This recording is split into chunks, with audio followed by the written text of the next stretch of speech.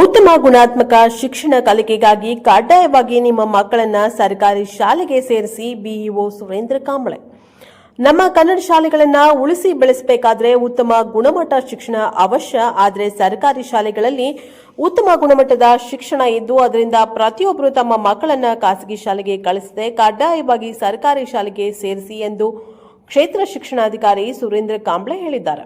ಇಲ್ಲಿನ ಬಾಲಕಿಯರ ಸರ್ಕಾರಿ ಪ್ರೌಢಶಾಲೆ ಕುಷ್ಟಗಿ ಇವರುಗಳ ಸಂಯುಕ್ತ ಆಶ್ರಯದಲ್ಲಿ ಕರ್ನಾಟಕ ಸರ್ಕಾರ, ಜಿಲ್ಲಾ ಪಂಚಾಯತ್ ಹಾಗೂ ಶಾಲಾ ಶಿಕ್ಷಣ ಇಲಾಖೆ ಹಾಗೂ ಕ್ಷೇತ್ರ ಶಿಕ್ಷಣಾಧಿಕಾರಿಗಳ ಕಾರ್ಯಾಲಯ ಕುಷ್ಟಗಿ ಪ್ರಧಾನಮಂತ್ರಿ ಪೋಷಣ್ ಶಕ್ತಿ ನಿರ್ಮಾಣ ಯೋಜನೆ ಅಡಿಯಲ್ಲಿ ನಮ್ಮ ಶಾಲೆ ನಮ್ಮ ಜವಾಬ್ದಾರಿ ಕಾರ್ಯಕ್ರಮ 2025ಕ್ಕೆ ಕಾರ್ಯಕ್ರಮಕ್ಕೆ ಸಸಿಗೆ ನೀರು ಹಾಕುವ ಮೂಲಕ ಚಾಲನೆ ನೀಡಿ ಮಾತನಾಡಿದ ಅವರು, ನಮ್ಮ ಸರ್ಕಾರಿ ಶಾಲೆಗಳು ಖಾಸಗಿ ಶಾಲೆಗಳಿಗಿಂತ ಉತ್ತಮ ಬೋಧನೆ ಮಾಡುವ ಶಿಕ್ಷಣವನ್ನ ಹೊಂದಿವೆ ಮತ್ತು ಒಳ್ಳೆಯ ಶಿಕ್ಷಕರನ್ನ ಸರ್ಕಾರ ನೀಡಿದ್ದು ಒಳ್ಳೆಯ ಗುಣಮಟ್ಟದ ಶಿಕ್ಷಣ ಕೊಡುವ ಮೂಲಕ ಶಿಕ್ಷಕರು ಸರ್ಕಾರಿ ಶಾಲೆಗಳಲ್ಲಿ ಬೋಧನೆಗಳನ್ನ ಮಾಡ್ತಾರೆ.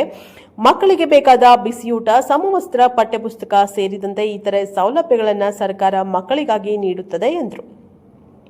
ಈ ಸಂದರ್ಭದಲ್ಲಿ ಪುರಸಭೆ ಸದಸ್ಯರಾದ ವಸಂತ ಮೇಲಿನ್ಮನಿ ಕಾರ್ಯಕ್ರಮದ ಕುರಿತು ಮಾತನಾಡಿದರು. ಕಾರ್ಯಕ್ರಮದ ಅಧ್ಯಕ್ಷತೆಯನ್ನ ಬಾಲಕಿಯರ ಸರ್ಕಾರಿ ಪ್ರೌಢಶಾಲೆಯ ಎಸ್ಡಿಎಂಸಿ ಅಧ್ಯಕ್ಷರಾದ ಸುರೇಶ್ ಕೌದಿ ವಹಿಸಿ ಮಾತನಾಡಿದರು.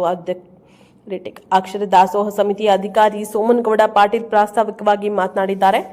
ಸಿಆರ್ಪಿ ಜೀವನ್ ಸಾಬ್ ಬಿನ್ನಾಳ್, ಸಿಆರ್ಪಿ ಮತ್ತು ಬಿಆರ್ಪಿ ಸಂಘದ ಅಧ್ಯಕ್ಷರಾದ ಸೋಮಲಿಂಗಪ್ಪ ಗುರಿಕಾರ್, ಸರ್ಕಾರ ಬಾಲಕಿಯರ ಮಾದರಿ ಹಿರಿಯ ಪ್ರಾಥಮಿಕ ಶಾಲೆಯ ಎಸ್ಡಿಎಂಸಿ ಅಧ್ಯಕ್ಷ ಪವಾಡೆಪ್ಪ ಚೌಡ್ಕಿ, ನಿಂಗಪ್ಪ ಕಟ್ಟಿಹೊಲ, ಸರ್ಕಾರಿ ಬಾಲಕಿಯರ ಪ್ರೌಢಶಾಲೆಯ ಮುಖ್ಯೋಪಾಧ್ಯಾಯರಾದ ಶಿವಪ್ಪ ಮಾಟಲ್ದಿನಿ, ಕೋರಡ್ಕೆರ ಸರ್ಕಾರಿ ಪ್ರೌಢಶಾಲೆಯ ಮುಖ್ಯೋಪಾಧ್ಯಾಯರಾದ ವೆಂಕಟೇಶ್, ಜಮೀರ್ ಪಾಷಾ, ರಾಜೇಶ್ ಸಾಬ್ ಸೇರಿದಂತೆ ಶಾಲಾ ಶಿಕ್ಷಕ ಶಿಕ್ಷಕಿಯರು ಹಾಗೂ ಎಸ್ಡಿಎಂಸಿ ಅಧ್ಯಕ್ಷರುಗಳು, ಶಾಲಾ ಸಿಬ್ಬಂದಿಗಳು, ಅಡುಗೆದಾರರು, ಶಾಲಾ ಮಕ್ಕಳು ಉಪಸ್ಥಿತರಿದ್ದರು.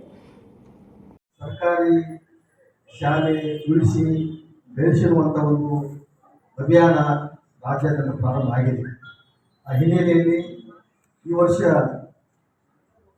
ಅಂದರೆ ಬರುವಂಥ ಶೈಕ್ಷಣಿಕ ವರ್ಷಕ್ಕೆ 2025-26ನೇ ಸಾಲಿನಲ್ಲಿ ಸರ್ಕಾರ ಶಾಲಾ ಮಕ್ಕಳಿಗಾಗಿ ಕೊಡಮಾಡುವಂಥ ವಿವಿಧ ಸೌಲಭ್ಯಗಳ ಬಗ್ಗೆ ಪಾಲಕರಲ್ಲಿ ಜಾಗೃತಿಯನ್ನು ಮೂಡಿಸುವ ಜೊತೆಗೆ ಸರ್ಕಾರಿ ಶಾಲೆಗಳಿಗೆ ಹೆಚ್ಚಿನ ಸಂಖ್ಯೆಯಲ್ಲಿ ಮಕ್ಕಳು ದಾಖಲಾಗಬೇಕು, ದಾಖಲಾದಂಥ ಮಕ್ಕಳು ಗುಣಮಟ್ಟದ ಶಿಕ್ಷಣವನ್ನು ಹೊಂದಬೇಕು ಅನ್ನೋ ಉದ್ದೇಶದಿಂದ ಈ ನಮ್ಮ ಶಾಲೆ ನಮ್ಮ ಜವಾಬ್ದಾರಿ ಅನ್ನುವಂಥ ಕಾರ್ಯಕ್ರಮವನ್ನು ಸರ್ಕಾರ ಹಮ್ಮಿಕೊಳ್ತಾ ಇದೆ.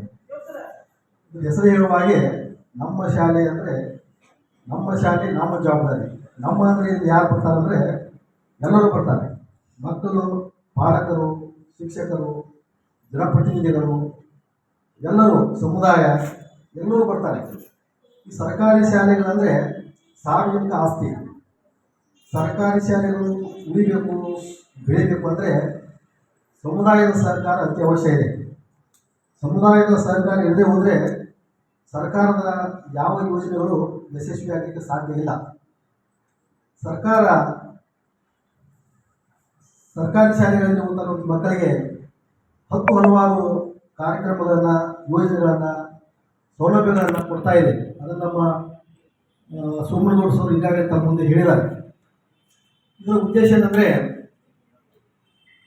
ದೇಶದಲ್ಲಿರುವಂಥ ಗ್ರಾಮೀಣ ಭಾಗದ ಮತ್ತು ಬಡತನದಲ್ಲಿರುವಂಥ ಅಥವಾ ಮಧ್ಯಮ ವರ್ಗದಲ್ಲಿರುವಂಥ ಮಕ್ಕಳ ಒಂದು ಭವಿಷ್ಯ ಉಜ್ವಲಾಗಬೇಕಾದ್ರೆ ಖಾಸಗಿ ಶಾಲೆಗಳಿಗೆ ಏನಿದೆ ಅದಕ್ಕಿಂತಲೂ ಒಂದು ಹೆಜ್ಜೆ ಮುಂದೆ ಹೋಗಿ ಸೌಲಭ್ಯಗಳನ್ನು ಒದಗಿಸುವ ಮುಖಾಂತರ, ಪಾಲಕರಿಗೆ ನೆರವಾಗುವ ಮುಖಾಂತರ, ಪಾಲಕರ ಒಂದು ಜವಾಬ್ದಾರಿಯನ್ನು ಸರ್ಕಾರ ವಹಿಸಿಕೊಳ್ಳುವ ಮುಖಾಂತರ ಮಕ್ಕಳ ಭವಿಷ್ಯವನ್ನು, ಅವರ ಒಂದು ಶಿಕ್ಷಣವನ್ನು ಉತ್ತಮಪಡಿಸಲಿಕ್ಕೆ ಕಾರ್ಯಕ್ರಮ ಹಮ್ಮಿಕೊಳ್ತಾ ಇದೆ.